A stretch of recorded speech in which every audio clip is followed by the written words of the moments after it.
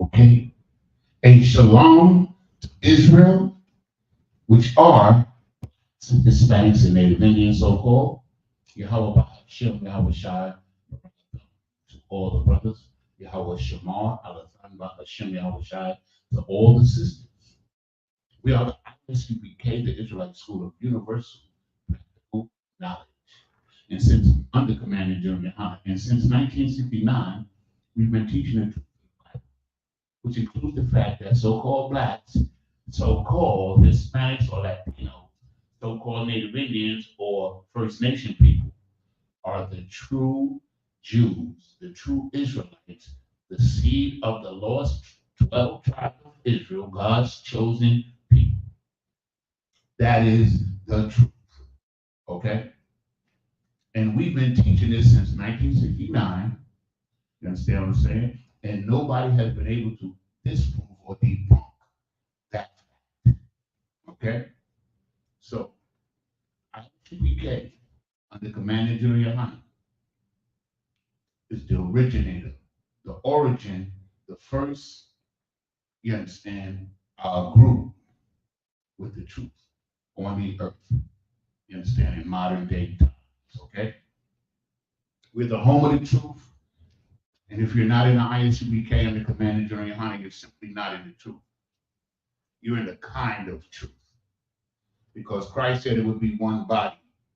One body has one head, and all of the members of that body work to sustain that particular body in truth. It doesn't break off, an arm doesn't break off and start another group. A knee doesn't jump out and start another group. A toe don't jump off and start another group. It's one group, the originator.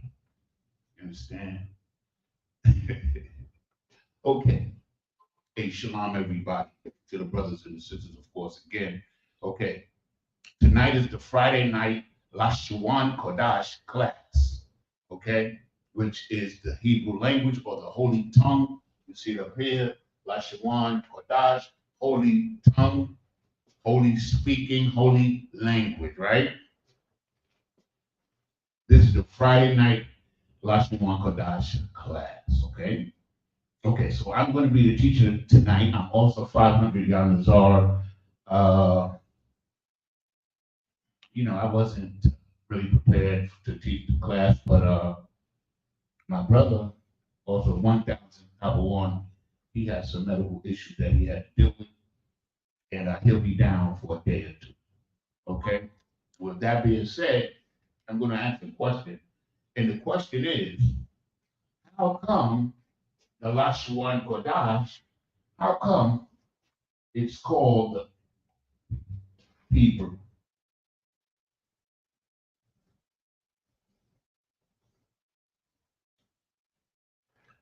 Why is the language called Hebrew?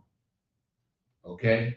So now, what we're going to do tonight is we're going to go over to the history or the origin of the language itself and the people, of course, and why it's called Hebrew.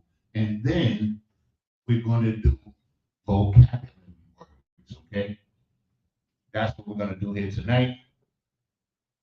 And it's going to be very interesting, trust me, because in order to understand something, you got to understand the roots of it and where it comes from. You understand? Why is it called what it's called? Right?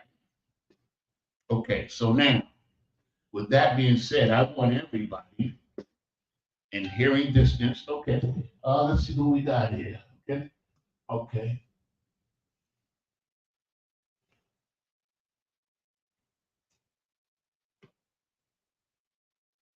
Return account to them. Okay. Select people. Okay, so we have Joe Lewis, young man Joe Lewis. All right, my brother. Hey, the water brother, for checking in. We see you. Okay, so origin of the Hebrew language, you understand, which in Isupk and Commander General Yohana, we state with proof that is the oldest continuous language on the planet Earth. Although it did have a disruption for several hundred years after we were destroyed and Jerusalem was destroyed in 70 AD and we were scattered, the original Hebrew had become nearly extinct. You understand? Until the Isupk under Commandant General resurrected the language, the true Hebrew language, the original, what they call Paleo Hebrew, not modern Hebrew. It's a different pronunciation using the same letters, okay? So we're not going to go into the letters so much tonight unless you have a question pertaining to the letters, okay? But what we're going to do is we're going to show you how and why the language is called Hebrew. Hebrew, right? Hebrew. Lashawan Qadash means holy tongue. That describes it in sort of a spiritual manner. But the name of the language has been known in the earth over the past 2,000 years as Hebrew. Okay? And let's see why it's called Hebrew. So, what I would like you to do, if you could, is go on your phone, and if you have the Blue Letter Bible app on your phone, I want you to go to Genesis 10 and 21.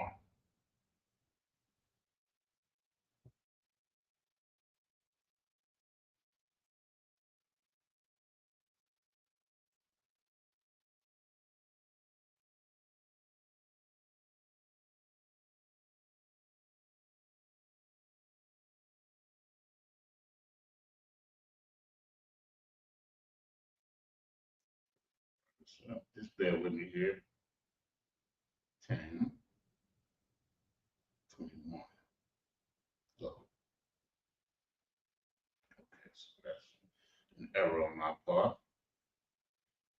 Let's try it again. Genesis 10, verse 21. I don't know why I keep coming up like that. 10, 21. Okay, let's go. So now, in the book of Genesis, chapter 10 and verse 21, this is where we're going to begin to make our case as to why the language is called Hebrew. Hebrew, right? Okay. So I'm going to read it in the English. This is the book of Genesis, chapter 10 and verse 21 in the Hebrew, in the English. Unto Shem, now we know who Shem is, right? Shem is the oldest son of Noah, one of 8 people that survived the flood. And from these 3 brothers, these 8 people, the earth was replenished, right? Repopulated, right? So it says, unto Shem also the father of all the children of Eber. All the children of Eber come from Shem. So what we're saying here that the word Hebrew comes from this brother here called Eber or Ibar in the Hebrew.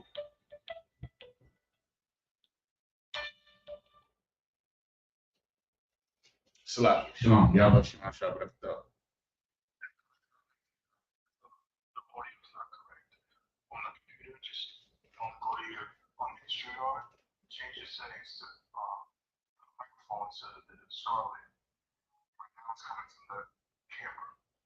Okay, hold on.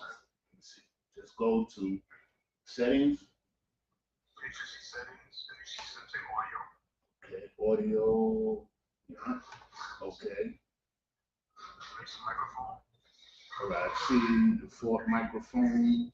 I see the fourth speaker. Yeah, change. Let me see. Change it from the full microphone. Change that to should say Scarlet or something. It says speaker, default speaker, Scarlett. Yeah, hit that. Okay, so that's it. For the microphone, go change the speaker change the speaker. Was it microphone? Change it to Scarlett. Okay, it says default speaker slash micro Scarlett. That's what it's on right now for the microphone. No. That is two choices up there. I can't. Okay, it's right now. It's on default microphone, HD Pro webcam. That's what it said. Yeah. Okay, so now you can switch it to Scarlett. Okay, let me go to wire, sir. Okay, default speaker 12 Scarlett. That. How about now?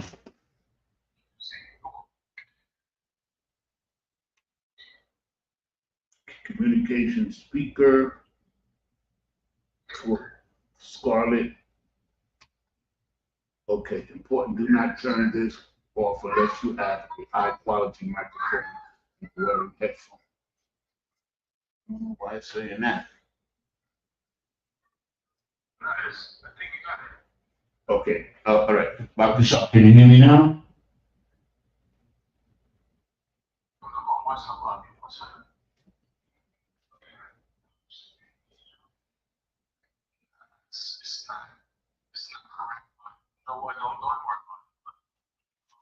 Hold on, let me see again. It says communication speaker 12 Scarlett, but it's still coming through on the microphone pro webcam, even though I hit echo cancellation, new reduce mic background. Okay. Speaker Scarlett USB. Speaker. Yeah, that Scarlett is the right one. It's not switched on.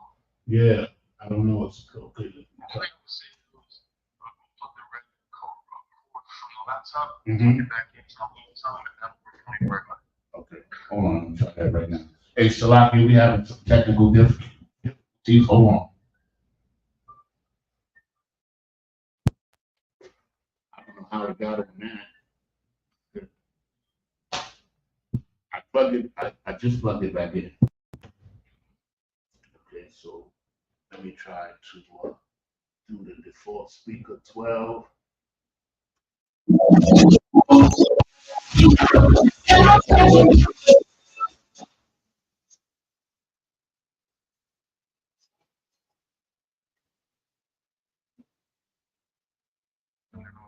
Yeah.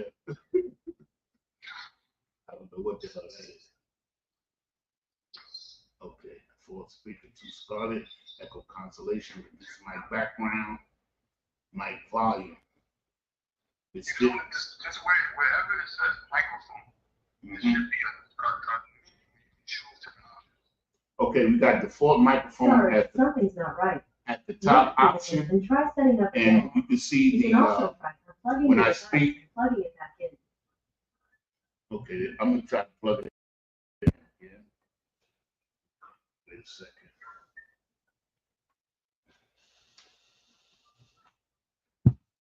Okay, so now.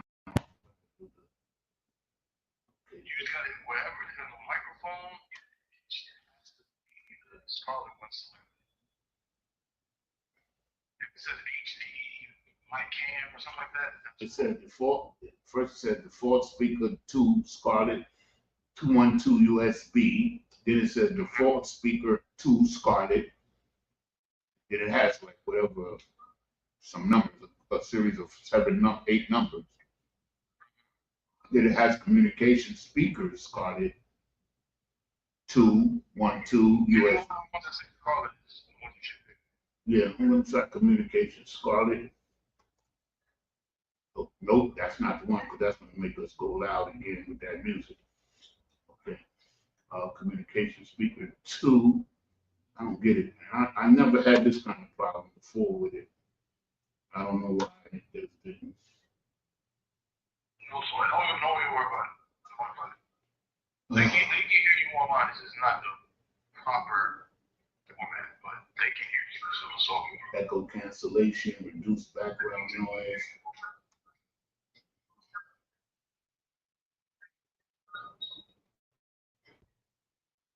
Okay, I tried something else. How about that? Is that a little better?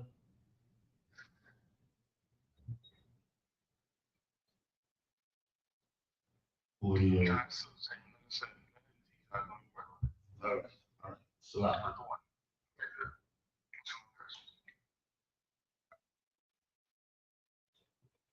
there. okay. Hey, Salakia for that. We're having some technical difficulties with the audio. So please bear with us, okay?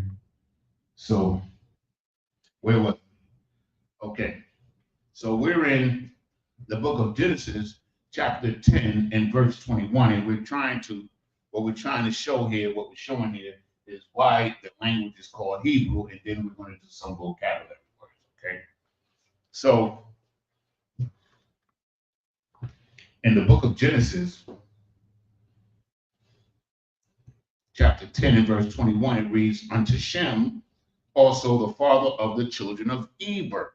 So now, what I want you to take note of is that the children of Eber, technically in the line of birth, is not really born yet, but they're being mentioned here. All the children of Eber are Hebrews, which we're going to show, okay? But all of them are not Israelites, which we're going to show you as well.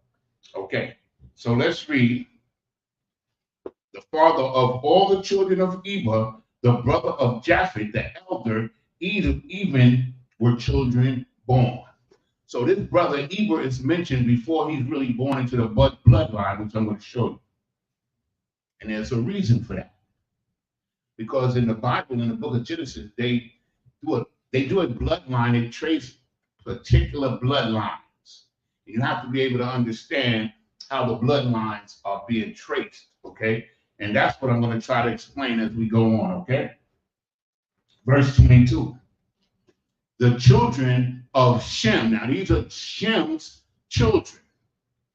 Elam, Ashur, and Aphasad, and Lud, and Aram. Those are the 5 sons or children of Shem. So he has 5 sons, right? Then it says in verse 23, well, we're going to skip down to verse, because it's going to tell you their sons, right? So what we're going to do is we're going to skip down to verse 24. Now, and Arphaxad begat Salah. So Arphaxad, who is the son of Shem, begat a son named Salah. So Salah is Shem's grandson, right? Shem's grandson is Salah. Now, let's read on. And Salah begat Eber. Remember, all the children of Eber, because he wants, from this point on, we're going to focus mainly on the bloodline of Eber for a minute, okay? So all throughout these verses, it's going to be the focus on the bloodline of Eber from Shem. Because from Eber, the word is Ibar. In the Hebrew comes the word Hebrew. Eber is Hebrew, right? That is the language, okay? Because now... Sorry, something's not right. Wait a few minutes and try setting up again. So... You can also try unplugging your device and plugging it back in. So what we're showing, right? So now we have Noah, and Noah had Shem, and Shem had Arphaxad, and Arphaxad had Salah, and Salah had Eber. So this is a continuation of a family from Noah. You understand? Noah and his family had a language. Noah and his family had a language because everybody else was destroyed in the flood. So the language that Noah spoke was the same language that Shem spoke, that Arphaxad spoke, Salah spoke, and Eber spoke. You follow what I'm saying? That's how it went down. So now, I did a whole class on this before, and I can't go over every scripture pertaining to this, but I'm going to give you the basic and the main scriptures so you can understand what I'm trying to show you. I'm trying to show you why it's the language called Hebrew, right? It's from a man named Eber, right? So now, Shem, right, is the grandson. Eber is the great grandson of Shem. So we see the bloodline. Sod, Salah, Eber. Those are 3 generations, right? So now, we're going to go to, this is going to prove a point. We're going to go to verse, where we're going to go to 11 and 1. Genesis 11 and 1. Bob Shah. Hold on, just give me a second. Next chapter. Because this is important.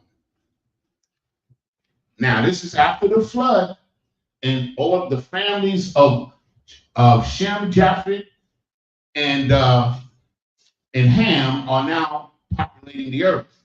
But what it says here is in Genesis 11 and verse 1, and the whole earth was of one language and of one speech. See that? Because, how come? Because everybody, the 3 brothers, all spoke the same language, and their descendants, their children, spoke the same language. That's why there's only one language on the earth at that particular time. Right? You understand? I'll read it again. And the whole earth was of one language and of one speech. Right? I mean, everybody spoke the same language because everybody was basically one family at that particular time. Right? So now, we're going to skip forward ahead because several generations passed and a brother named Abram, who was later called Abraham, is born. And so we're going to go now to Genesis 14 and 13. Okay, just give me a second.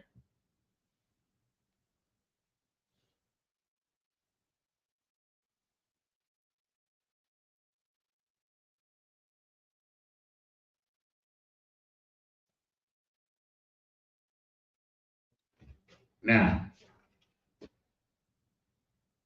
Salakia, we went somewhere else. Okay, let's try it again.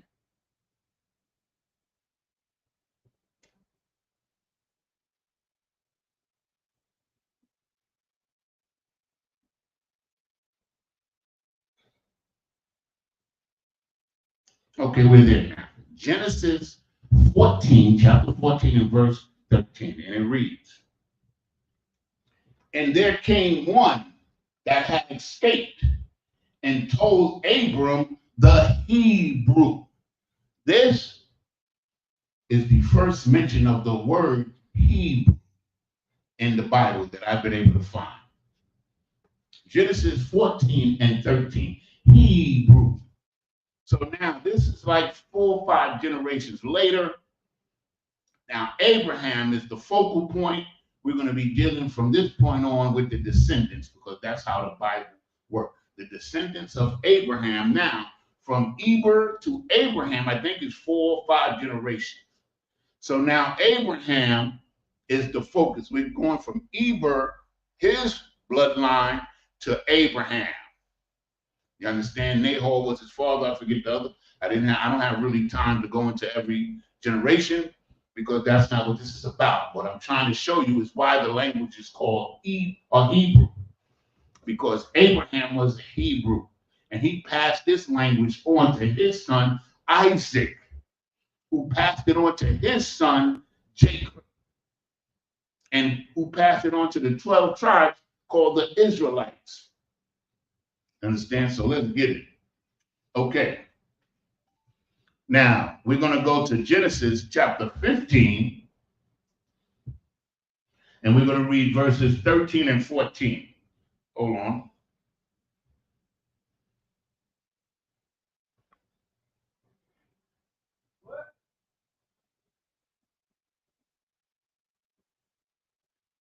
This is the book of Genesis, chapter 15 and verse 13. And he said, unto Abram, know of a surety that thy seed, his descendants, shall be a stranger in a land that is not theirs. Of course, this is talking about the Israelites in Egypt, and shall serve them, and they shall afflict them 400 years. Verse 14. And also that nation whom they shall serve will I judge, and afterwards shall they come out with great substance. So after we served that time in Egypt, the Egyptians was glad to give us their gold, their jewelry, whatever they could give us. They wanted us out. So they gave us, man, you should read it. They were giving us their jewelry off of their ears, off of their arms, off of their neck, everything. Just say, hey, take this, man. Y'all just going, you understand? Because the Most High had brought a great punishment on Egypt, and they was glad to see us go. Okay, so what I just demonstrated with the scripture is a bloodline from a man named Eber, who's the great grandson of Shem. That's why we're Shemitic people. To Eber, then down several generations to Abraham, Isaac, and Jacob. They all spoke the same language. Now the other nations are now separating, and their languages begin to deviate. You get Aramic from the brother Aram. You get Arabic from the Ishmaelites, which is an offshoot of Hebrew, because Abraham, the Hebrew, spoke Hebrew. His son Ishmael, who was cast, who are today called Arabs, you understand, they have a language called Arabic, which is also a Semitic language, and it's similar in certain words to Hebrew. You understand? Because it's an offshoot. After the separation of Abraham and Ishmael, the languages diversed or changed. Okay? But the people under Isaac and Jacob, because they're the direct bloodline, they were not separated. They maintained the language that we call Hebrew. You understand? So we're going to we got a couple more scriptures, then we're going to get into our vocabulary words, okay? But I want you to understand, like, I think we can understand Hebrew a little bit better if we understand the origin of why it's called Hebrew. Like Spanish is called Spanish because it originated in España or Spain, right? So the same thing, our language, you understand what I'm saying, is named after our people. It's our language. It doesn't belong to anybody else.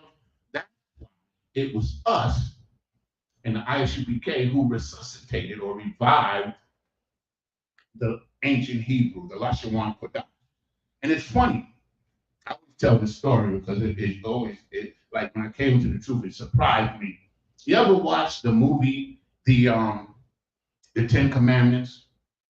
There's a scene in the Ten Commandments when the Most High is sending down fire and writing words on the tablet for Moses. And if you watch that scene, they'll be showing it around Easter time or something around. If you watch that scene, you'll see that in that scene only, they're using the actual ancient Lashawan Qadash, the original Hebrew letters. They're not using the modern Hebrew letters in that scene. Understand? Meaning that they knew that it was revealed in the ancient lettering, the ancient Lashawan Qadash. You understand? Where's my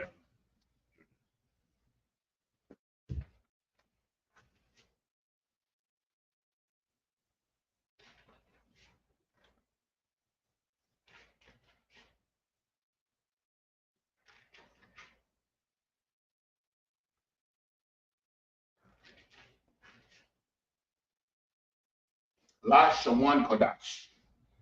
The ancient letters. In modern Hebrew, they no longer use these letters. And what they've done, because they were never really connected spiritually or genetically to the language, they took the modern Hebrew alphabet. Okay, so I'm going to give you the Lashawan Qadash in the modern Hebrew.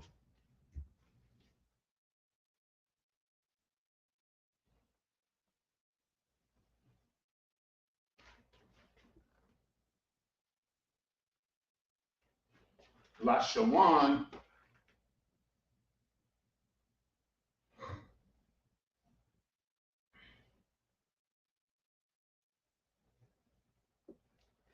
Lashawan Qadash. That's the modern Hebrew alphabet that came out of Babylon, right? So that's what they use today, but it has really it has the same pronunciation, but because the so-called small hats or the Jewish man, he was never really connected to the language because he is an imposter. He made a different pronunciation because his spirit would not allow him to dwell in the truth, if you understand what I'm saying. This is the original. This is what they call modern. The letters, like this is a la in the original, this is a la in the modern. Modern, this is a sha, this is a sha. This is a y, this is a y, this is a na, this is a na, this is a qua, this is a qua. This is a da, this is a da, this is a sha, this is a sha. Understand? But this is the original form of the written language, okay? Hebrew, Lashawan Qadash, right? So now, I want to show you something else.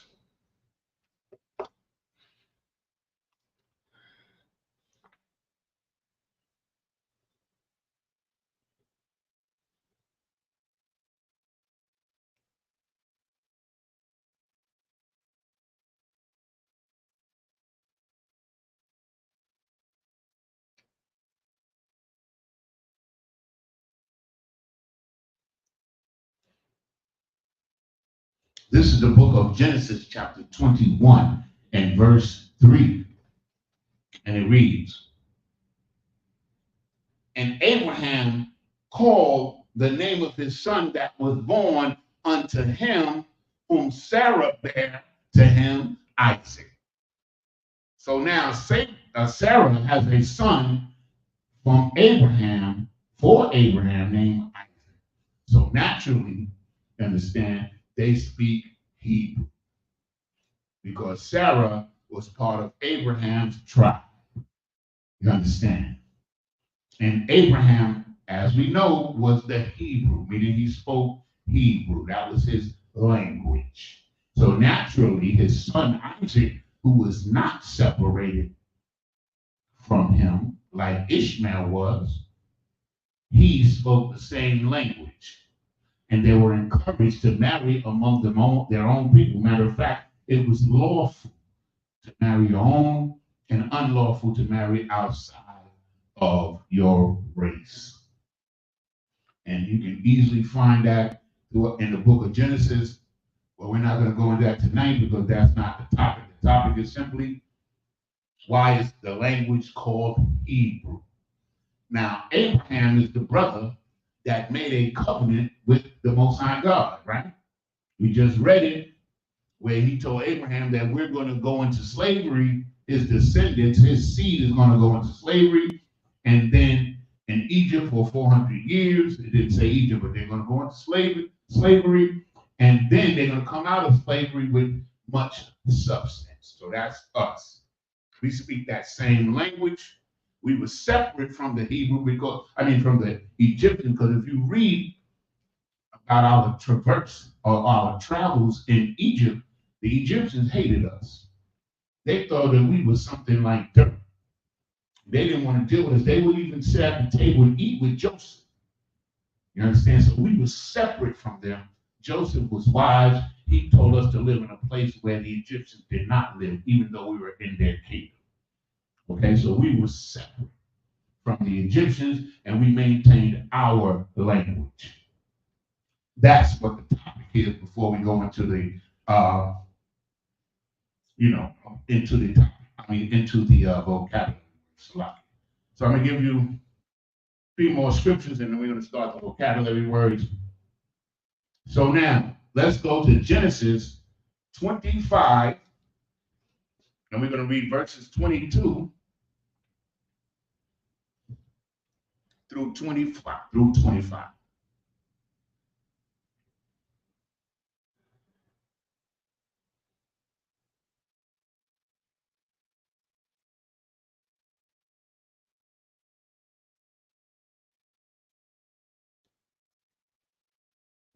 So this is the book of Genesis, chapter 25 and verse 22.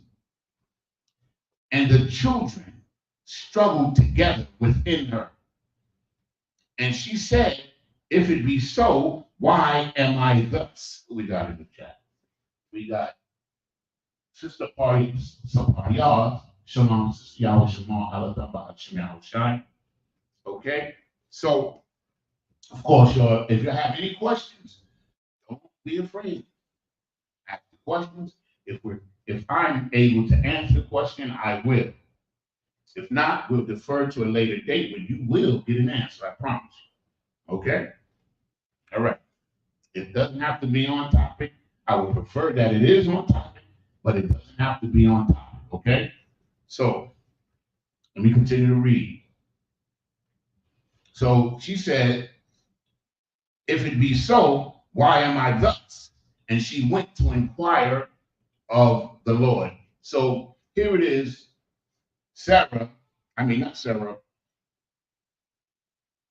Rebecca is pregnant with twins. And the twins are actually fighting in her womb. They're struggling against one another in her womb. And she bugging. She like, what the hell is this?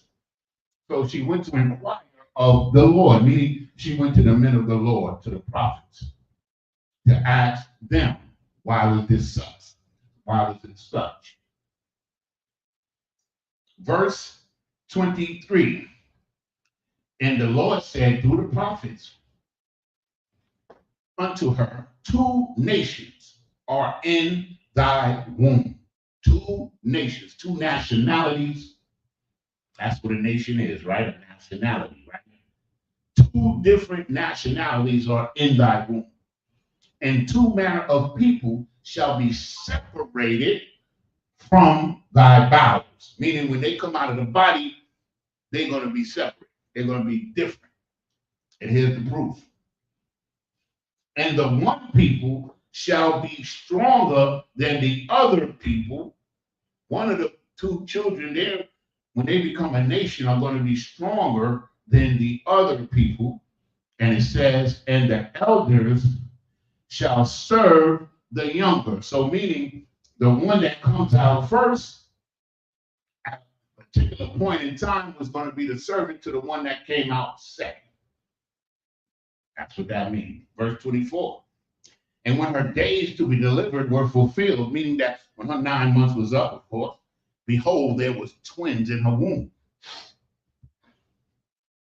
Verse 25. And the first came out red all over, like an hairy garment. And they call his name Esau. Now, I always say this when I read the scripture because I found this to be true, and it's quite amazing that Esau is the only baby in the entire Bible. I mean, from Genesis, the Apocrypha, to Revelation. He is the only baby described in the Bible, his birth. He's the only child that is given a physical description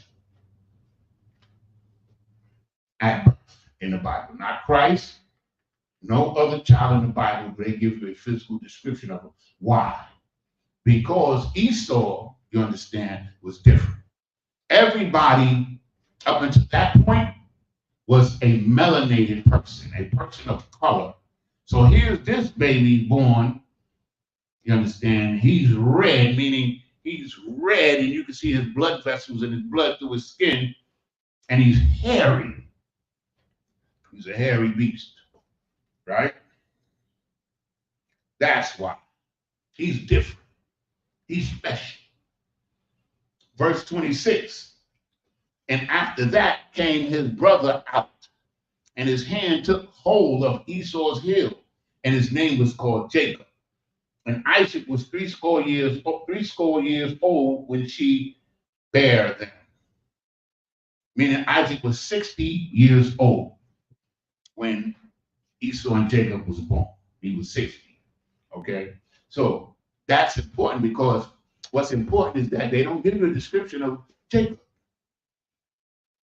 Keep that in mind. Why? Because Jacob looked like everybody else. If you have a thousand melanated people or a thousand melanated babies, and they all from the same nation, there's nothing different about them.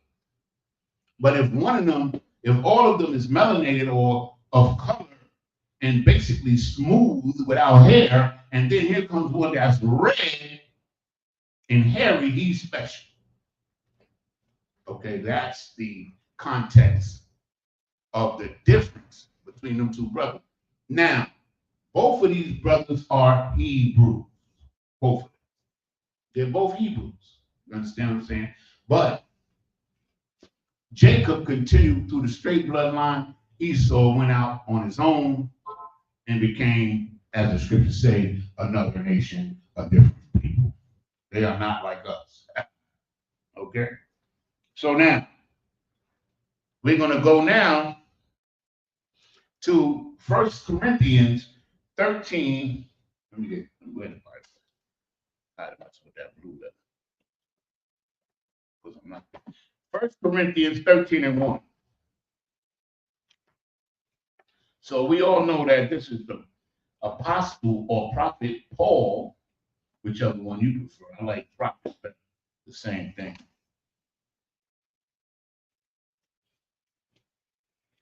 1 Corinthians 13 and 1. And it reads, though I speak with the tongues of men. The tongues of men are languages of men. Languages of men, right? And of angels. You understand? Now, this particular scripture is not about language, but it says something that's very significant when he says he could speak different language, then he speaks the language of angels. So now, with that being said, I want to call to your mind, I'm going to tell you that because the angels only communicated with Israelites or people from that bloodline, from Noah to Abraham, right? From Abraham to Isaac to Jacob. Because remember, the Most High only communicated with Israel. So if the angels came down to talk with Israel, and this is the oldest language, then the language that they spoke was none other than Lashawan Qadash. It makes sense. It makes sense. If Paul, who is a Hebrew, an Israelite from the tribe of Benjamin, he spoke Hebrew, the tongue of angels. You understand? So that's the word Hebrew being passed along from generation to generation up until the time of Christ.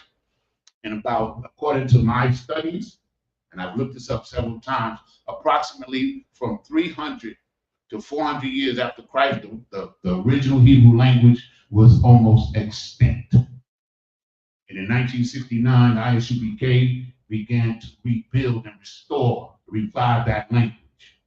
You understand? As it is written. Where is it written? I'm going to show you.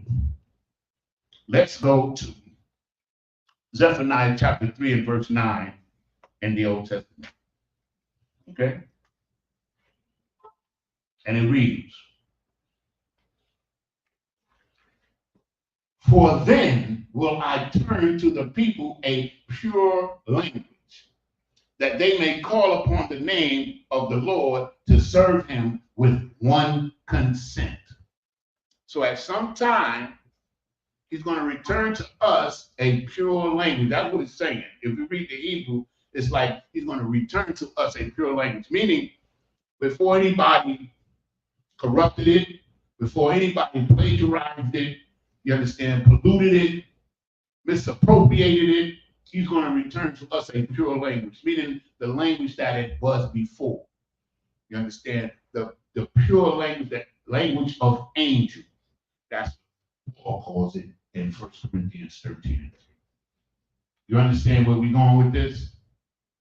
So what I presented to you today was the fact that the Hebrew language is part of our history, part of our culture. It's who we are. It's how we, you understand, express ourselves verbally.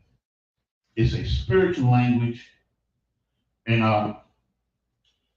also like when Dabawan is teaching the class, he always brings out the prologue for Ecclesiasticus and the Apocrypha, where it tells you that the things uttered in Hebrew, you understand, and translated into another tongue have not the same force in them.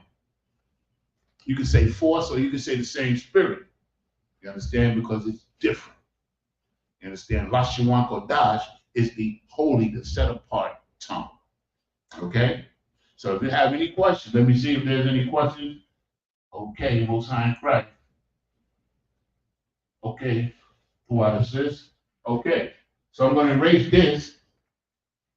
And what we're going to do now, we're going to start getting vocabulary words. Vocabulary, Hebrew words. I got to erase this board though. Just bear with me. Okay, so now,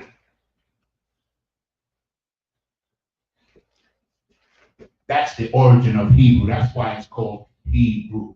Okay, because it was passed on from a brother named Ibar or Eber, all the way down to Abraham, Isaac, Jacob, and the 12 tribes.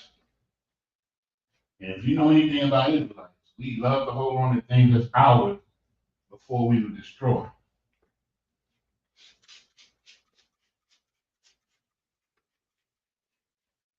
Just give me a second. I'm going to clean this board off.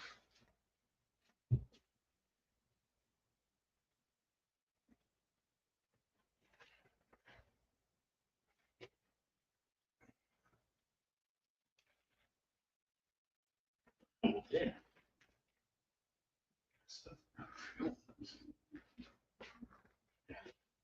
Hold on a second. I get some more paper towels. So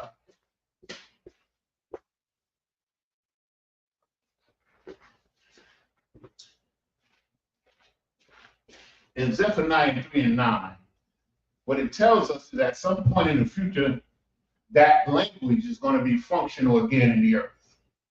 But he's going to return us to our language. That's why the ICPK put such an effort forward in teaching us the Lashawan Qadash, because it's ours. Nobody else can speak it. Nobody else cares about it, but we do. You understand? Because it's ours. Part of our culture, part of our history, and it's something that we should take hold of, understand? Because it's valuable. Okay? So now, let's see. Any questions out there? No questions as of yet. Okay. So now, once again, I'm going to remind you, I want to say salakia to everybody out there because we do have some issues with our audio. Matter of fact, if you can hear me, just put a 1 in the chat. If you can hear me okay, please put a 1 in the chat. Okay? I would appreciate it. Okay? Salakia.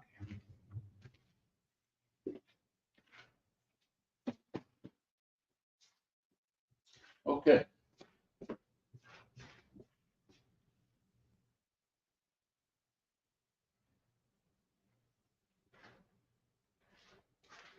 The first word that we're going to do tonight is vision. Vision.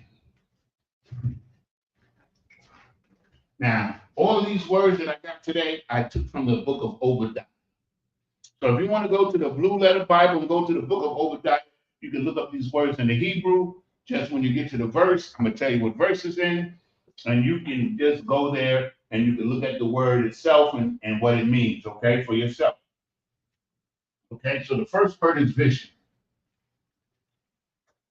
which is H2377.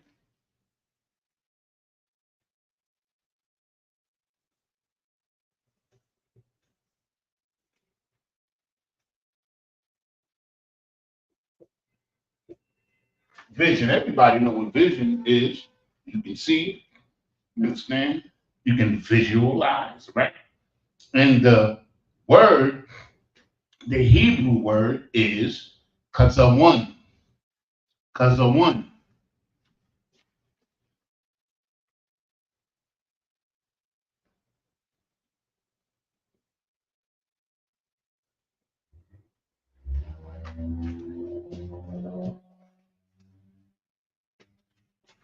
Hold on a second.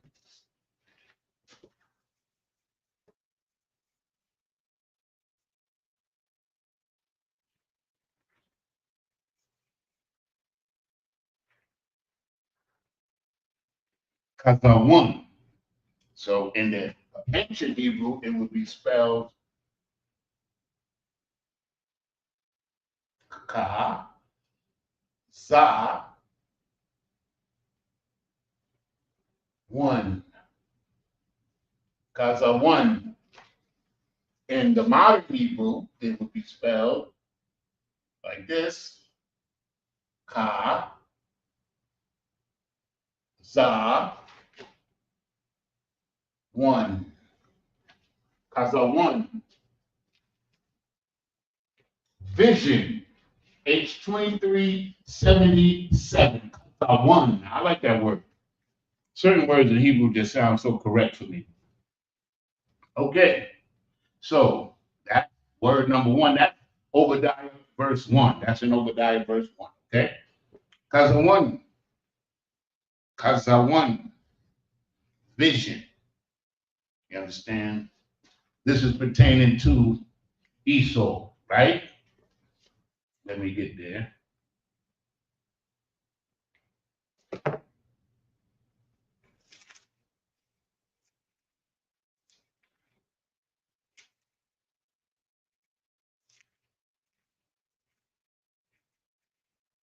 Obadiah, in verse one, it says, the vision of Obadiah, what Obadiah saw, Ibadiah in the Hebrew.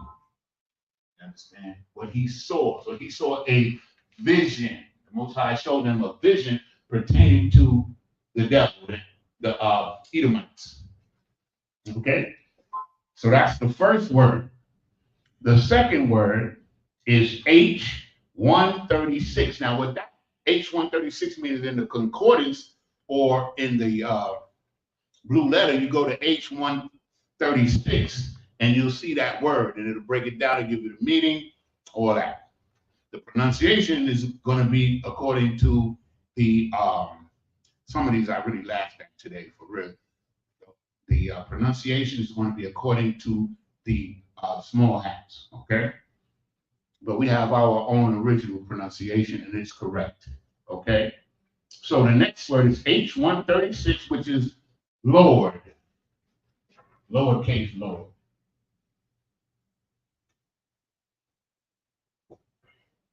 So it's a lot.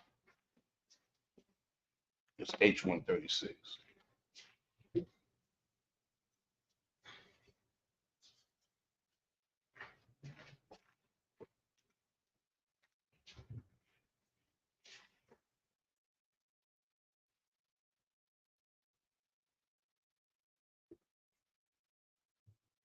Lord, Lord. Okay. So we're going to do two words for Lord today, but let's do the first one first. Let me get water.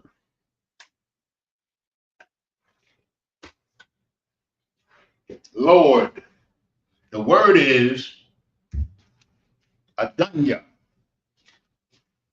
We get the word Adonai from this as well.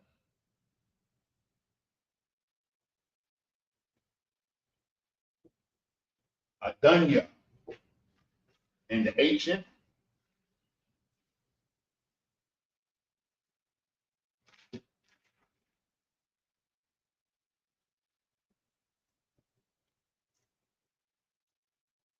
Adunya.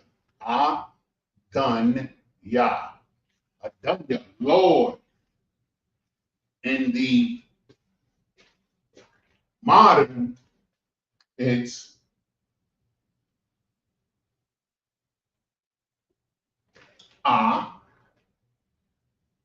Adon Yeah. Adunya. Of course, in the modern, we don't have the connectors. If anybody has any questions on the connectors, please, you understand, let me know, okay? Appreciate it.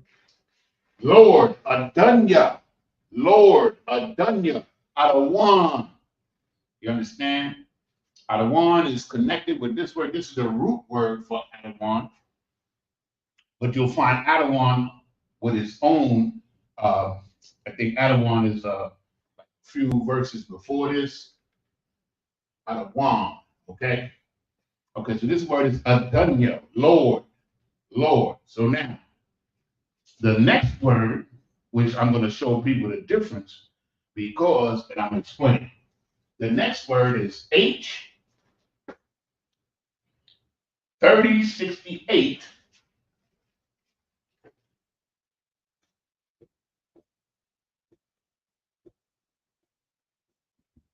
And that word is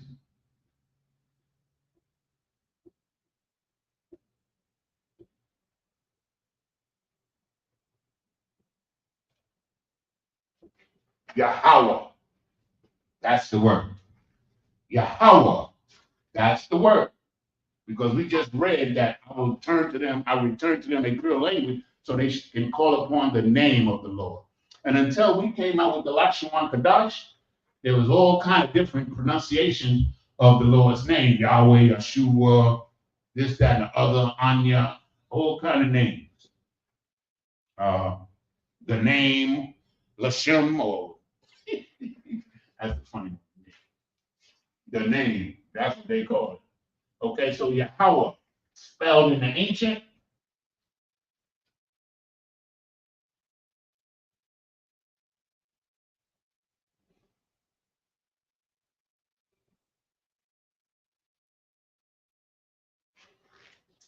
Yahweh, Yahweh. That is the name and the only name of the Most High God, Yahweh.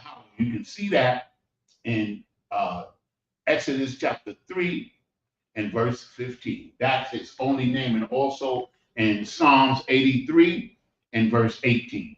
That's his only name. He don't have no other name. Yahweh is his name. Jehovah is an English transliteration of the word Yahweh. I don't know where they got Yahweh from. That's on them. I don't care.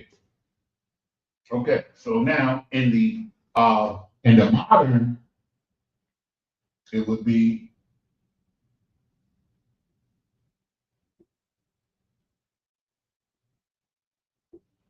the same pronunciation, that's different lettering. This is the Yah, this is the Ha, this is the Ha, this is the Wa, this is the Wa, this is the Ha, this is the Ha. Yahweh. Yah, How, Wa. Yahweh. Yahweh is his name. You understand? We make that clear. Yahweh Bahashem, Yahweh Shai. We call upon the Lord in the name of Christ. Yahweh Bahashem, Yahweh Shai in the Hebrew. Okay? Yahweh. H3068. Yahweh. I love the sound of it. It sounds so masculine. Yahweh. Nah. Yahweh got power in it. Every time I say the name Yahweh, like when we're in the Sabbath, and I always put a little emphasis on the name Yahweh because that's the name of the Most High. You understand?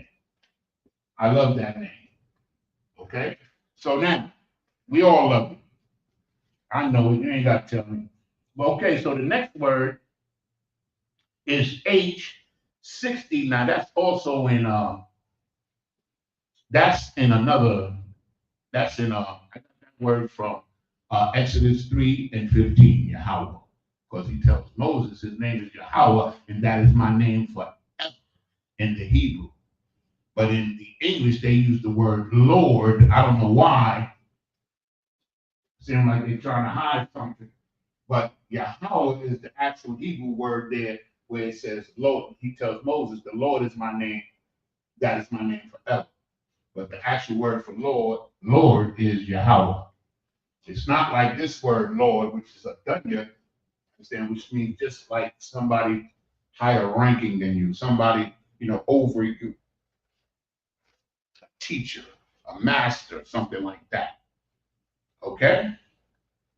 So now, our next word, so what I'm going to do for room, I'm going to put about 6 words on the board, about 15 words. I'm going to put about 6 of them on the board at a time. I'm going to give you a chance to write them down if you wish. Then I'm going to erase them and put the next group of words. Okay, that's what we're going to do. Okay? So Yahweh, Bahashem Yahweh Shah, is the name of the Most High God. Understand? He don't have no name. His name is not Allah, Yahweh, Finkelstein, whatever the hell they come up with. Okay? So now, the next word is H6965.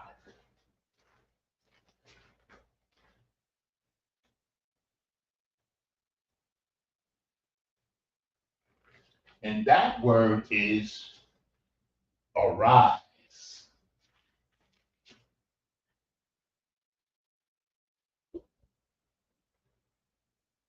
Arise. So I'm going to look up the definition of arise real quick. Just for the fun of it. Just give me a second.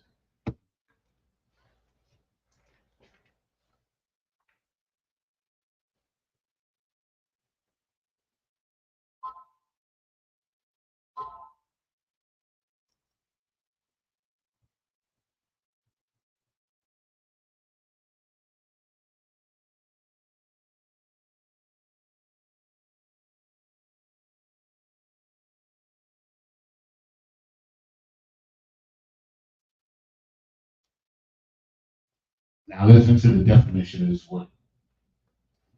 To begin, to occur, or to exist.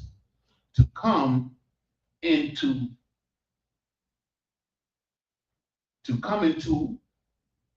what's that? To come into being or to attention. Problem arises when people try to avoid responsibility, blah, blah, blah, to originate from a source. So arise means to originate. So we got that from verse 1. It says, arise ye and let us rise up against her in battle. So these other nations are going to rise up against the Edomites in battle. Arise. You understand? To get up or stand up, to rise up, to move upward. You understand? That's the word arise. And the Hebrew word is qawam.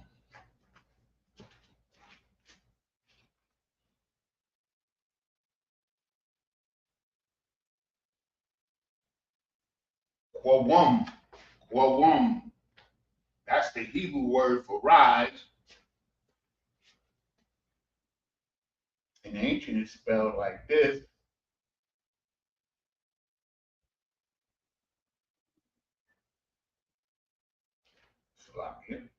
Qawam. In the modern, it's spelled like this, or the Assyrian, I should say, is spelled like this. Qua.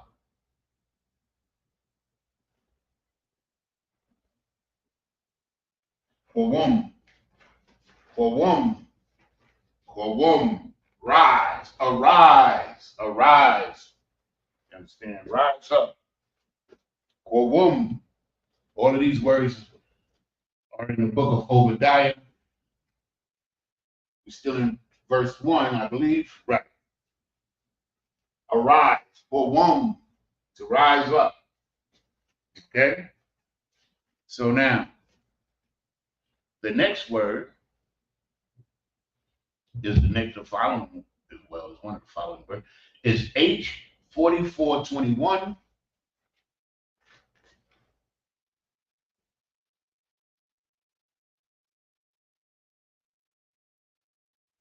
H4421, and the word is battle.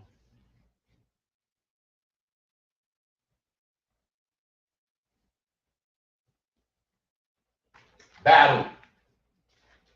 To battle, everybody knows what that means. Conflict, physical conflict, right?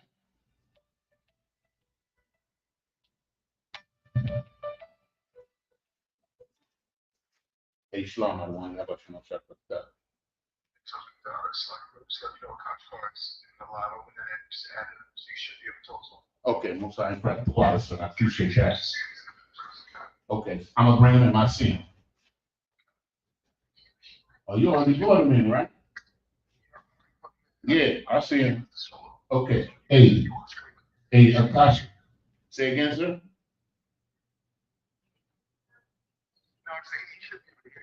Okay, I'm gonna speak with him right now. Hey, shalom to brother Akash all the way from the Bahamas. Yahweh Shem Al-Shah, brother. We appreciate you. I can hear you, brother, most high in Christ. We're having a little problem with our audio. Our audio is coming through the mic or through the computer instead of through the speaker. And I was unable to rectify that, even though I had Dawan trying to help me, but I wasn't. Okay. But we good. Can you hear us? I hear you fine, sir. All right, most high in Christ. He said he hears us fine. Most high in Christ. So what we did today, brother, let me give you a quick recap. What we did was we gave the origin of why the language is called Hebrew. Okay, and I went through several scriptures about Eber and the bloodline from Eber, from Shem to Eber, from Eber, you understand, to Abraham, from Abraham to Isaac, Isaac to Jacob, and the tribe. That's what we went over at the first part of the class, and now we're doing vocabulary words. So we have 4 on the vocabulary words on the board. We're about to put up the next one, which is battle, which in the blue letter or in the concordance, it's H4421, battle. That's where we at now. No, down, sir. I already wrote all those down. All right, most high in Christ. I didn't see you, bro. If I want to call you, most high in Christ. All right, so here we go. The next word is battle. The Hebrew word for battle is malak. Malak kama. Malak kama. When you read Exodus 15:3, when it says Yahweh is a man of war, the Lord is a man of war, you see that word there as well. Malak kama. That's battle or warfare. Malak kama. Okay?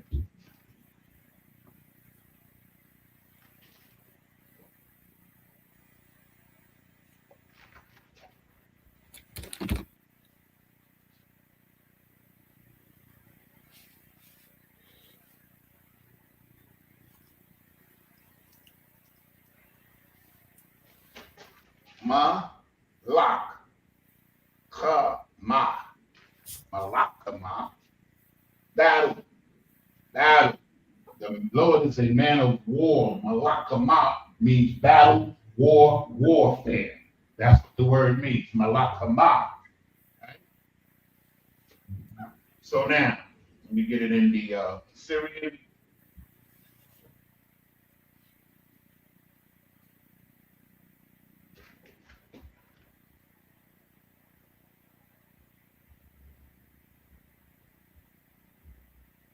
Oh. Sorry, I made an error there. Hold on a second.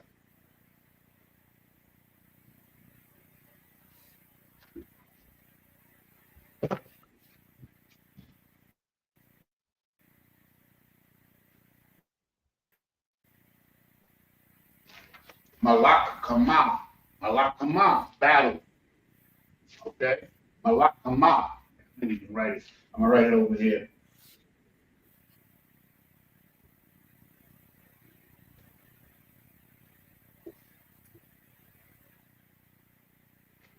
Malak kama. Malak kama. Warfare, battle. You understand? That's our next word, Okay? Malakama, most sign Christ. Okay? So our next word, this is the sixth word. We got about 8 more. Yeah, 8 or 9 more. We got the next word is H1471, which is the word heathen. H1471, heathen. Now, most of us is going to be familiar with this word in the Hebrew. Okay, simply Goya. Goya. That's heathen. These are, in most cases, Goya is pertaining to, is also the word for Gentiles as well. But most of the time, the word heathen is pertaining to nations that are not Israelites. They are not. But there are some places in the Bible where the word is pertaining to how Israel is living as Goya, as a heathen. Okay? Especially in the New Testament when it talks about the Gentiles. Okay? So the Gentiles is the same word for Goya. It just means nation. There's not a nation called Gentiles. Gentiles just simply means, in most cases, nations that are not Israelites. In some cases, we need to say most. Okay? Goya.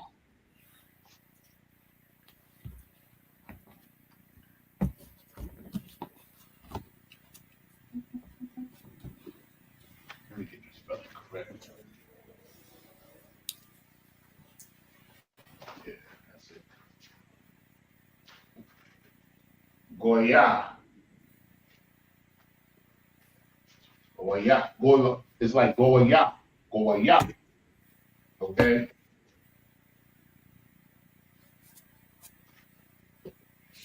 Oh, so yeah. I do that sometimes. I mix the ancient with Slavic. Just the ancient with Syrian. Goya. Goya.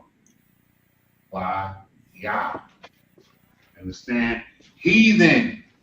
Those heathens, our enemies, man. You know, I was talking with a sister today, and I was telling her how all the nations are confederate against us. All the heathen, the Goya, are confederate against Israel. They don't like us. That's why we're catching all the hell, and all the other nations are given basically the red carpet treatment. Understand? You see what's going on in Haiti? They brought the Kenyans over there to police our people instead of helping the Haitians to police their own people. And these same people that are over there supposedly trying to help Haiti are the same ones that are providing the guns for the warfare with the gangs and with the Kenyans who are heathens. They are Hamites. They are not our people. It's none of their damn business. They need to get their ass back on the boat and go back and take care of their own business. See, you notice, I'm just getting off course for just a second here because they'll spend all of this money. I think they spent initially $150 million to bring the first wave of Kenyans over there. And then they spent subsequent millions more, and now they have to help maintain them. That was the agreement that the United States made with Kenya.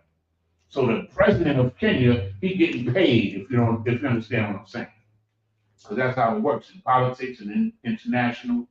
Why would they bring a group of Africans all the way over here to police the Haitians? Well, let me give you a little light on it if you don't already know. It's because they want, first of all, they want you to think that they're over there to help and that they're your people coming to your rescue, and they are not. You understand what I'm saying? They're being paid, they're mercenaries. And who they're serving the United States interests over there because they discovered in the mountains of Haiti vast sources vast resources in those mountains in Haiti. They did. You can look it up.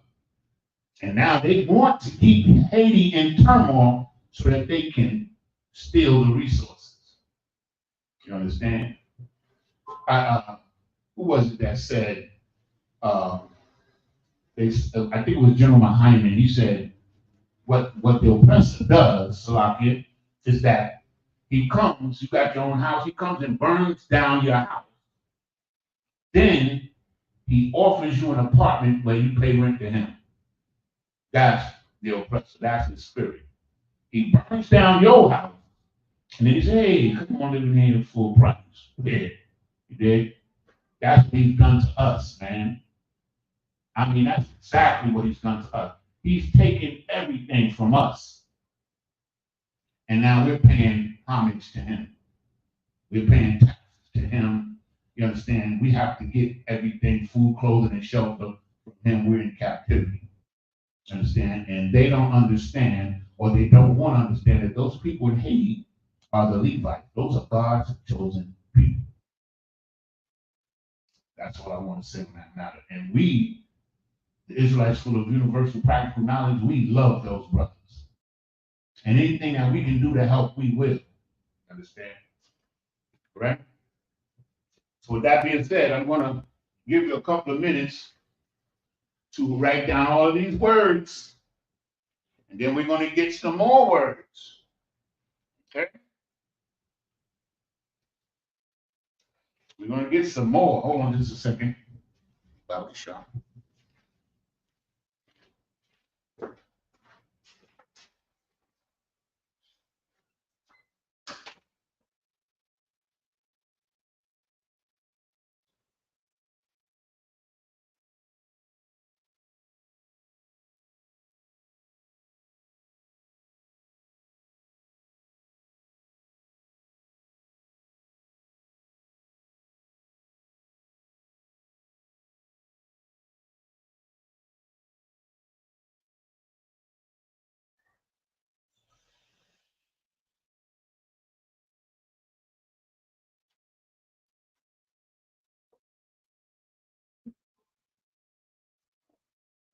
It's lucky for the interruptions. Basically, my Shamar has not shown up yet, so we doing this dolo. Okay. Okay, so we're gonna erase these words, and then we're gonna put up another group of words. Vision, Kasa one, Lord, Adanya, the Most High Yahweh, arise, battle, heathen. Those are the words. Those are the words. So let's see what else we can put up there for y'all. For us. Let me get some paper towels. Better. Salakia.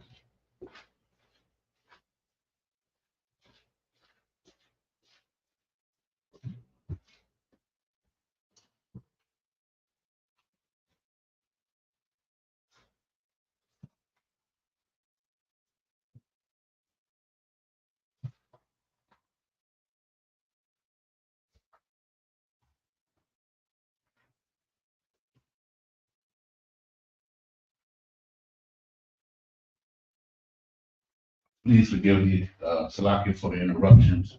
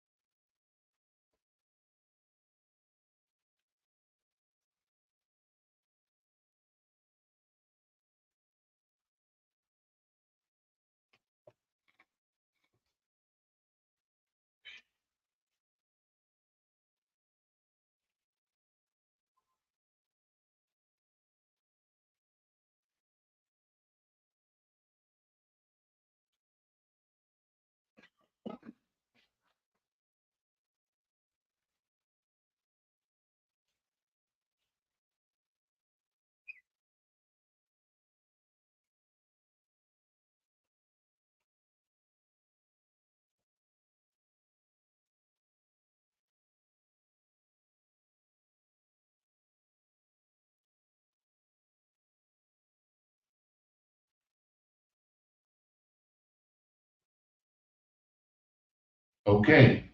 So now our next word is going to be the word H3820. 3820.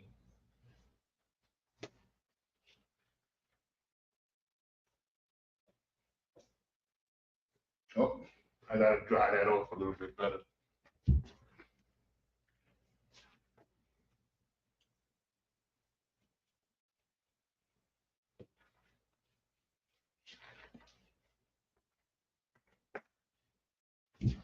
H3820.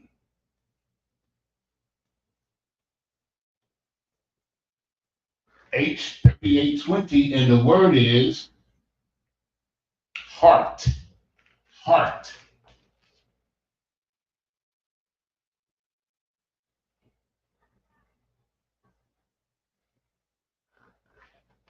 The word is, the Hebrew word is lab. Lab. Lab. Heart. Which, if you go to the concordance or to Blue Letter, you'll see that what it really means, it's not really talking about, in most cases, it's not really talking about the organ in your chest. It's talking about your mind. You understand? Because everything happens in your mind. Your emotions, your words, the actions that you take, everything that you do happens in your mind first. Okay? So the mind.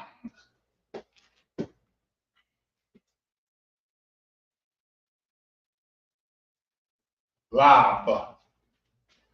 Lab. The mind. Everything occurs in your mind first.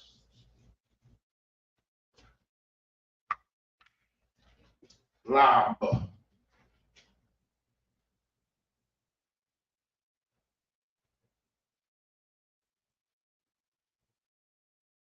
Lab. Lab. The heart. Understand? The heart is your mind, the most important tool in your body for function. Okay? Lab. Okay, let's get another one. The next word that we have, lab, the heart, that we found that in Obadiah verse 3, of course. And now we're going to have another word that I'm going to expound on a little bit. It's H 2087. H 2087. H 2087. And that word is pride.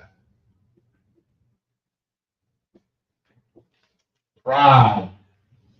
Pride is a very, you understand, important word in life, because pride can be a good thing in certain instances, but also it could be something that's very harmful to you and the people around you if you're too prideful. Because the scriptures say pride goeth before destruction. You're usually so proud while we're in the book of Obadiah, because the Edomites is the epitome of what pride is. They're so proud that they don't think anybody's going to bring them down to the earth, and that they're the rightful rulers of the earth, even though they're the most wicked on the earth. How about that? You understand? They think that they can do whatever they want, and because they have the might to do it, they are right to do it. That's what all of these school shootings is all about. These children are brought up in these households where they have no sense of self. They're usually loners. You understand? They're usually isolated by their parents.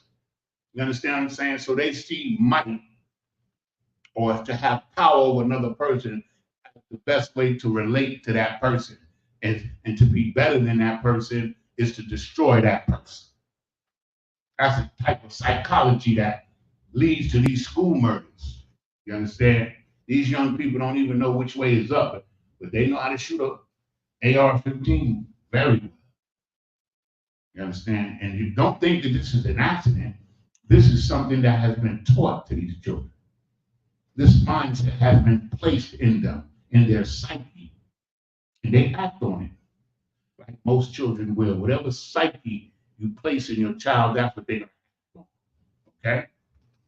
Because that's the mind. Okay? Pride.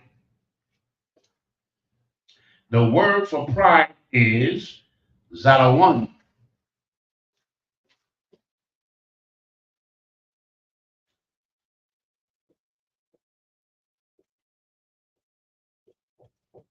Zadawan. Pride. Pride goeth before destruction.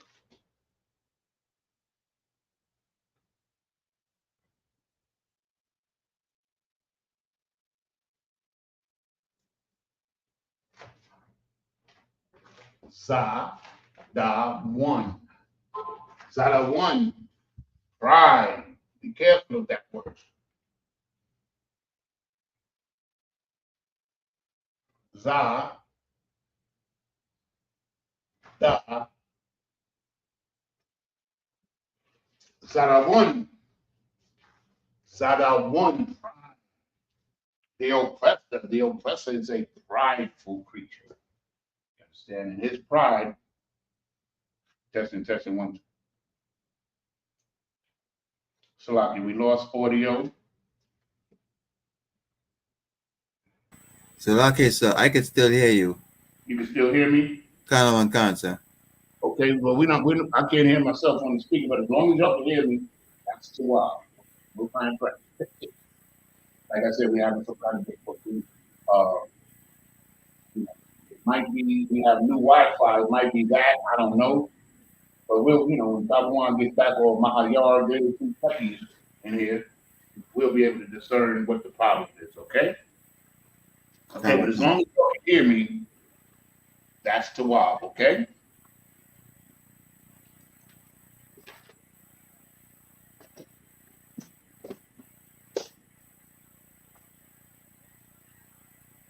Testing, 1, 2, 1, 2. Can you still hear me? Kind of one sir. All right, wow. Okay. Pride is it'll be good or bad. It depends on the individual and how proud you are and what you're proud of. Okay. Zadawan is proud, pride. The next word is H4791.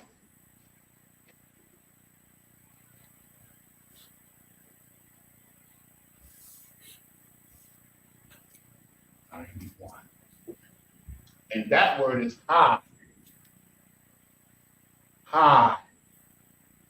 Not as in hello, but in height. In height. Can everybody out there hear me? Okay. Height. The word high means height. Okay, the height of a thing is how high it is. And that word is Marwan.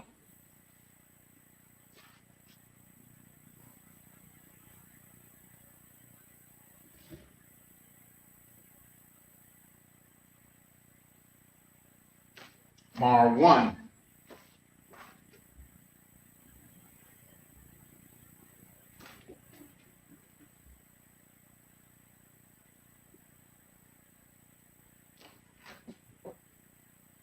Marwan.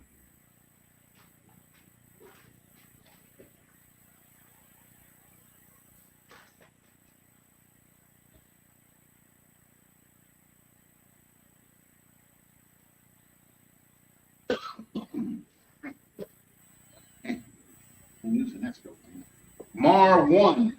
Ah, the height of a thing. You understand? Whose habitation, the Edomites, who love to live up high, whose habitation is high. Okay? Whose habitation is high. Okay. Let's get another one. So now the next word is H7931.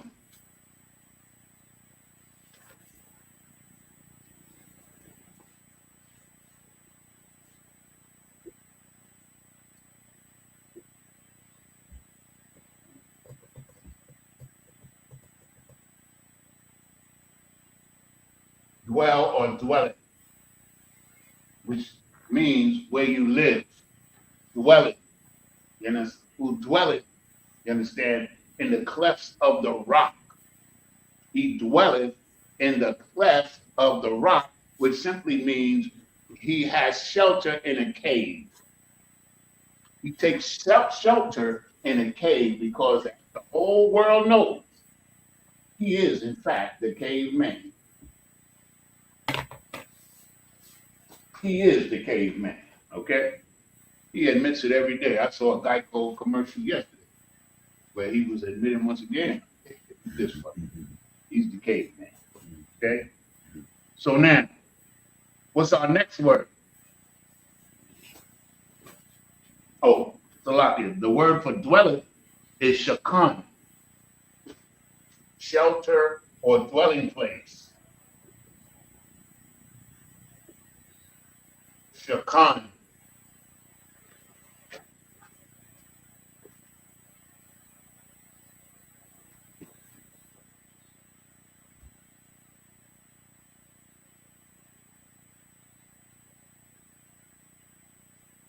Shakan.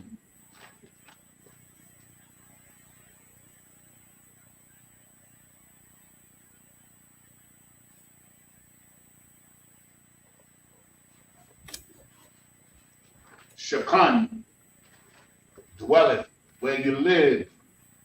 Shakan, the place where you dwell. Okay? Shakan. Okay? So now, what else we got here? We got the next word that we have is H5404.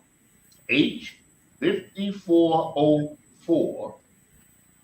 All of these words come from the book of Obadiah.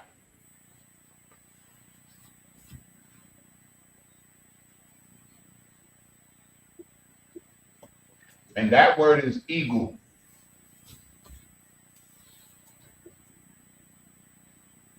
Eagle. Okay? In the English and in the Hebrew, nashar. Nashar.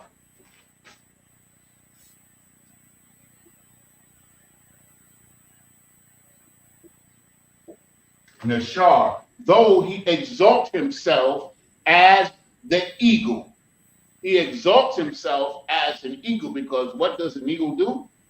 An eagle flies up high or perches himself up high to look down on his prey. And then he swoops down unmercifully and destroys his prey. And the Edomites, of whom which the book of Obadiah is all about, they've used this symbol in Rome. Ever see the movie called The Eagle? They use it in Rome. They use it in America. They use it in Germany because they understand the nature. I believe the Greeks used it as well. I'm not sure. But they understand the nature of the eagle because he flies high above everybody else and he looks down on everybody and he preys upon whatever he wants. That's why they use the eagle. They understand it fits them perfectly. America chose the eagle, the bald eagle, because it was very symbolic. The bald eagle, the head or the thinking part of the eagle is white. And then the rest of the body that does all the work is brown. You get it? That's the bald eagle. There was, back in the early 1900s, there was a fight over which animal was going to be the national symbol. And I think it was Teddy Roosevelt, who they named the teddy bear after. He wanted America's symbol to be a bear. He wanted it to be a bear. They said, they told him no. He was the president. They told him, no, we're going to choose the eagle. And when a person or a nation chooses a symbol that represents itself, that means that they have the similar characteristics or they want to be represented by those characteristics, okay? So that's why they chose the bald eagle. You understand? This was at the height of the resurgence of the Ku Klux Klan. You understand? And they chose the bald eagle for that very reason that I gave. Because the thinking part, the head is white, and the work is done by the brown people. And that's a fact. Okay. So now, eagle, Nashar. No, sure. No, sure. Nashar. Nashar.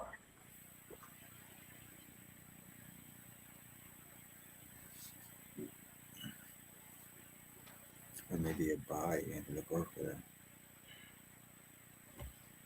Nashar. Nashar, the eagle. The eagle. He is a predator. He is unlawful to eat because he'll eat anything made of flesh. Anything. He doesn't care whether it's dead or alive. You understand? He'll eat it. I was watching a video, Salakia. I was watching a video on the eagles, and like they were all perched in these trees, and they would wait till one of their brothers would go catch a fish, and then go try to steal the fish. Instead of going and catching their own fish, they would sit there and wait till another eagle would catch a fish, and then they would go and fight him to take his fish. That sounds familiar. That sounds like the characteristic of the eagle and everybody that's represented by it. Okay? And the Edomites are represented by the eagle, though they exalt themselves as the eagle, not like the eagle, but as the eagle, taking on his characteristics. Okay? The book of Obadiah is very, what's the word I'm looking for? It's very introspective, meaning it's very clear as to who it's talking about and what it's talking about in that book. It's talking about the Edomite, their characteristics. And you the side where it says if the grape gatherers came, wouldn't they leave some grapes?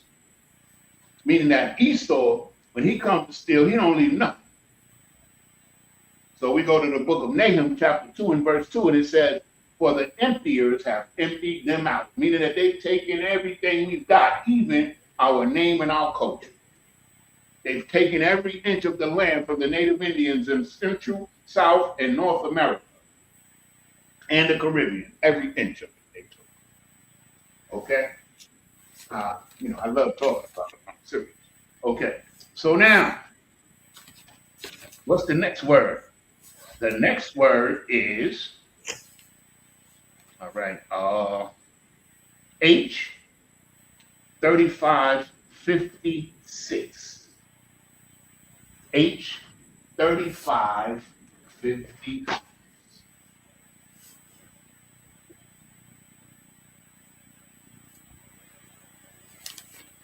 Right? And that word is stars. Stars. Though you exalt yourself as the eagle and make your nest amongst the stars, thence I will bring thee down to the ground, thus saith the Lord. I'm paraphrasing, but thence means from there, from that point. So when they get to a certain point, that's when the Most High is going to send Christ, and they're coming down hard. They're coming down hard and fast. Understand? Though they exalt themselves as an eagle and make their nest among the stars, from thence will I bring thee down to the ground, thus saith the Lord. Okay? Stars. And the word for stars is kawakab.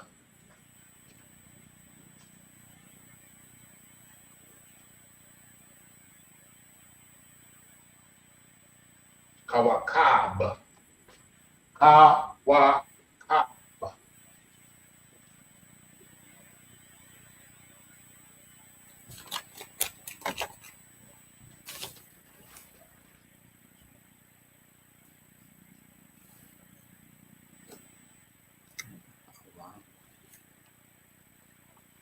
Kawakab.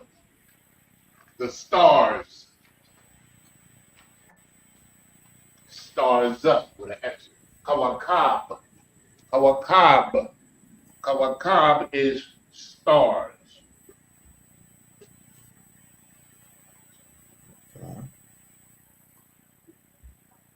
Oh, wow. Kawakab.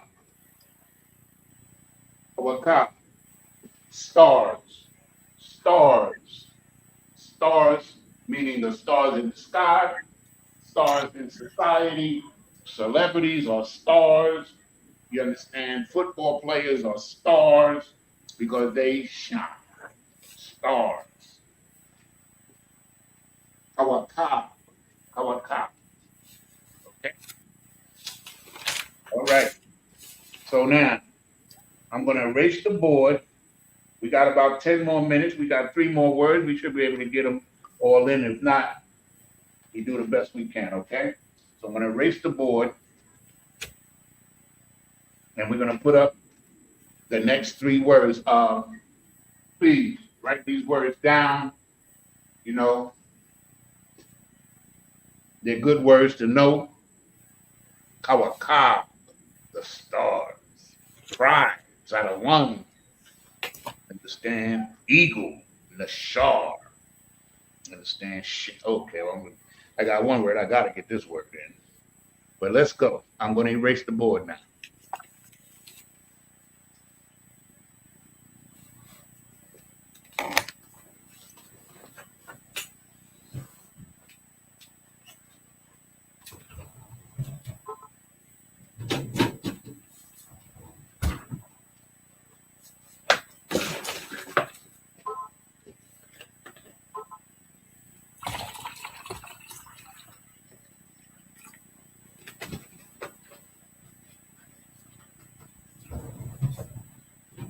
These open tiles.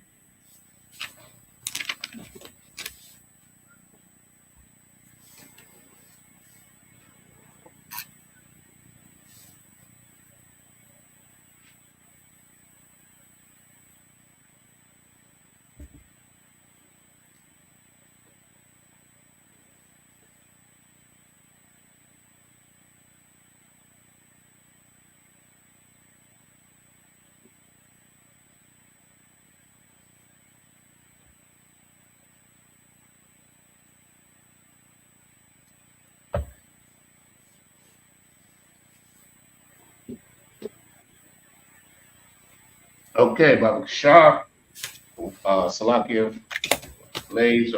The next word is H1590.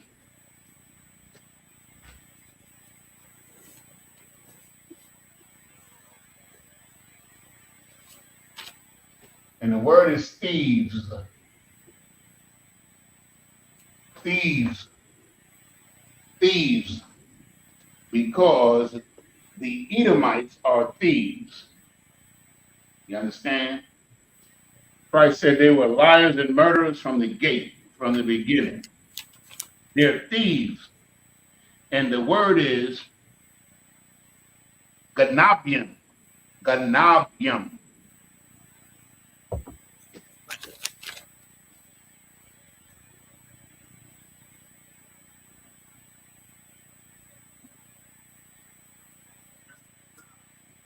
Multiple. Ganabium.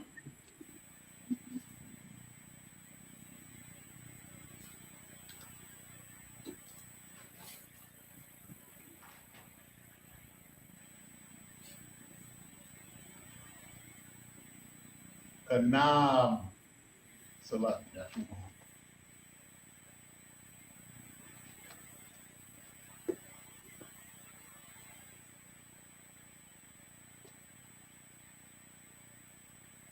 Ganabium.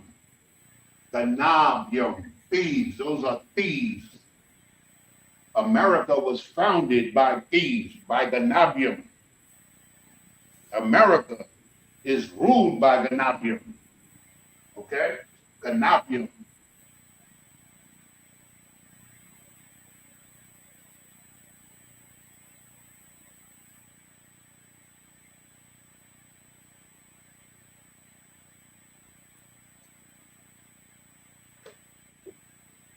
Ganapium. You understand? Well, that's what we're ruled by. Ganapium. Okay? Ganapium. H50, H1590. Ganapium. Okay? We got two more. Then we're going to clip it. Okay, so the next word is hidden things. Now, this is like two words because hidden things, the things that are hidden. So the scripture says, how are the hidden things of Esau sought out? How do you find out about who Esau really is and what he is? That's the question that's asked in the scripture. How are, let me read it. How are the things of Esau searched out? And how are his hidden things sought up? Well, how you find out is you listen to the Isupk under Commander Junior Hunter. That's how you find out about Esau, because we know all about him because the scriptures provided us with all the information, okay, about it, okay? So that word, Ganayam, is, did I pronounce it wrong? It's Ganayam. All right, so the next word, of course, is H4710.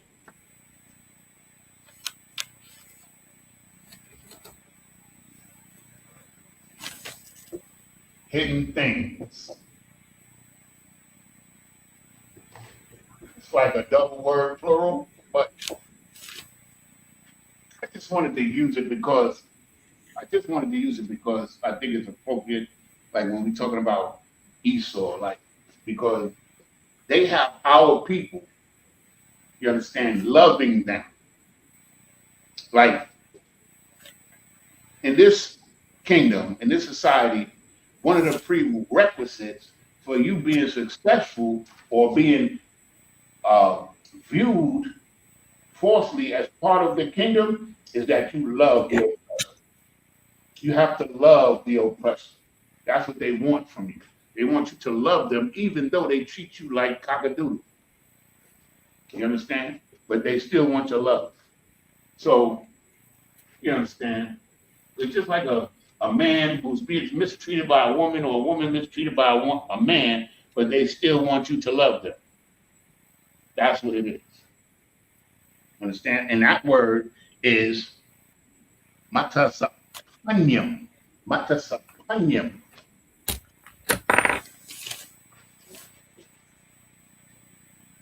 Ma ta. Let me make sure I'm getting it right. Tasa. Tasa.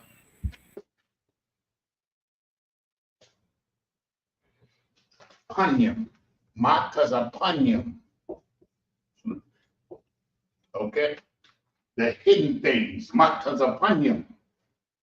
Okay? Ma taza pan yum. Ma taza pan yum. Ma taza pan yum are the hidden things. The hidden things of Esau is ma taza pan yum. Ma taza pan yum. You understand? Because he is the devil that the Bible speaks of. Okay? He is. And I mean, man, all you got to do is tune into the Isupk, man. We break it down every day. Understand? And I mean, Commander Junior Hunter and General Hyman the other night. I mean, the story that they brought out, man. If you don't know that the oppressor is the devil that the Bible speaks of, you're listening to the wrong people. I'm going on, I'm putting it out there like that. Okay, we got one more word. We got about 4 minutes. We got one more word, and that word is H955. H955. And that word is shame. Shame shall cover thee. You understand? Shame.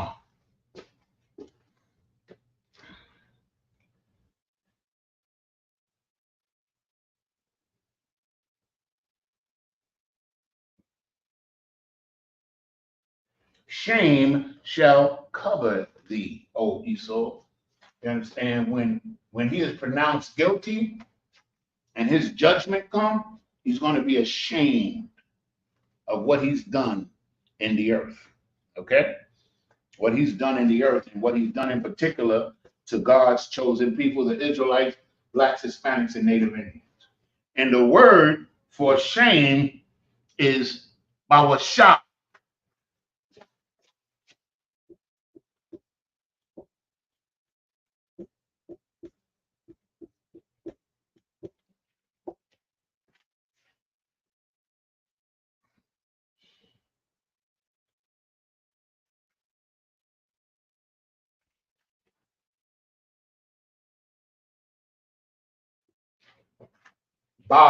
Ba-wa-sha.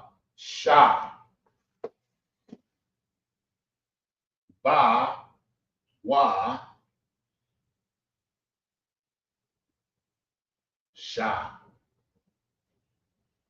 Ba-wa-sha. The behavior of Esau in the earth has brought forth much shame. He is the cause of shame. He is shameful. He is the epitome of shameful behavior. Shame, bawasha. Bawasha, bawasha. Okay? So now, okay, we reached the time limit here.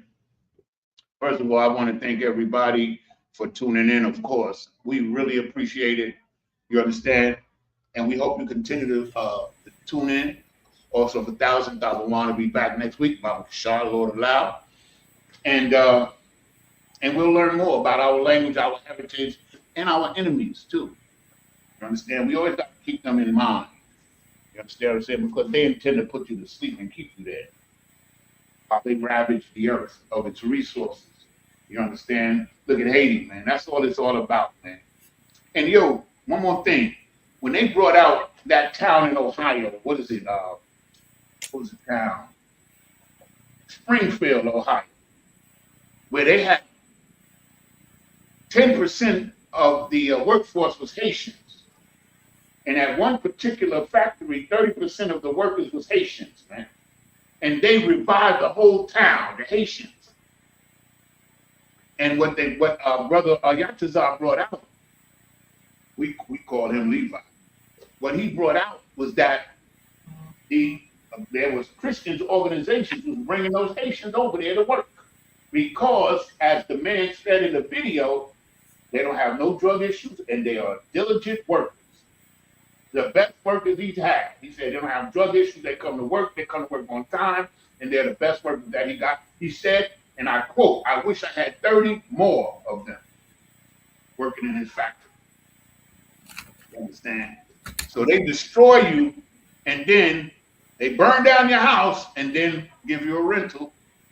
That's what's going on here, okay? All right. Once again, we are the Isupk, started out of 1 West 125th Street, Harlem, New York, under Commander Juliana. And we teach the truth of the Bible that so-called blacks, so-called Hispanics, and so-called Native Indians are the true Israelites, the true Jews of the Bible. Understand? 1 West till they bury me, man. 1 West till they bury me, man. And with that, we're going to give, well, there's nobody here, but we're going to give a courtesy salute to the brothers. You understand, brothers? Yahweh Shimon Hashai without the thumb. We're going to give a courtesy salute to the sisters.